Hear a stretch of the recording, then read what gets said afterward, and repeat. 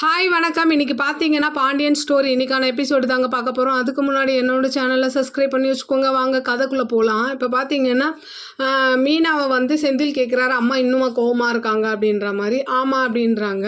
அப்போது இவர் என்ன சொல்கிறாரு, நீ எதுக்கு போய் சொன்ன, நீ என்கிட்ட சொல்லிட்டு போனேன் அப்படின்ற மாதிரி. அப்போது அவங்க சொல்கிறாங்க, நான் மெசேஜ் பண்ணியிருக்கேன் பாருங்க அப்படின்ற மாதிரி மெசேஜை காமிச்சோன்னு செந்தில் வந்து ஒரு மாதிரி திருன்னு முழிக்கிறாரு.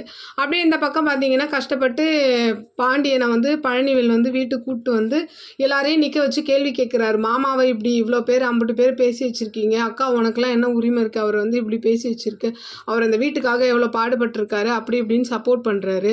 அப்போ பொறுத்து பார்த்தா கோமதி என்ன பண்ணுறாங்க, டே முதல்ல உன் வீடு எதிர்க்க தானே இருக்குது, நீ கிளம்புடா அப்படின்ற மாதிரி கேட்குறாங்க. எனக்கும் என் புருஷனுக்கு நடக்கிற விஷயத்தில் நீ யாரா தலையிடுற அப்படின்ற மாதிரி கேட்கணுன்னா எல்லாருக்கும் ஒரு மாதிரி அதிர்ச்சி ஆகிடுது. அப்போ அவர் கோவமாக கிளம்பும் போது எல்லாரும் இங்கே இருங்கன்ற மாதிரி சொல்லுவாங்க. அப்போ செந்திலும் இருக்க சொல்வார். அப்போ பார்த்தீங்கன்னா பாண்டியனுக்கு கோவம் வந்துடுது. எல்லாரும் கொஞ்சம் அமைதியாக இருங்க. அப்புறம் செந்திலையும் கதிரையும் பார்த்து கேட்குறாரு, என்ன பேச்சு பேசுனீங்க, சரவணன் வாழ்க்கையை நான் நாசமாக ஆக்கிட்டேனா அப்படின்ற மாதிரி கேட்குறாரு. கேட்டோன்னே, ஏன்டா உங்களுக்கெல்லாம் நான் நல்லது பண்ணலையா, உங்கள் வேலைக்கு நான் தானே 10 லட்சம் கொடுத்தேன், இன்னும் 2 மாதம் உங்களுக்கு டைம் தரேன், அந்த காசை திரும்ப கொடுத்துடணுன்ற மாதிரி சொல்லுவார். அப்போ கோமதி கோவம் வந்து, பெத்த பிள்ளைக்கிட்டே கடங்கார மாதிரி காசு கேட்குறீங்க அப்படின்னும் போது, நீ அமைதியாக இரு, பெத்த பிள்ளைனா என்னை இவ்வளோ பேச்சு பேசுவாங்க, நான் பொறுமையாக இருக்கணுமா, நீ வந்து இந்த காசை 2 மாதத்துல நீ எனக்கு கொடுத்தாகணுன்ற மாதிரி சொல்லுவார். அப்போ கதிர் வந்து நான் கொடுத்துட்றேன்னுவார். ஆனால் செந்தில் வந்து எதுவுமே பேச மாட்டார், அப்படியே அமைதியாக இருப்பார்.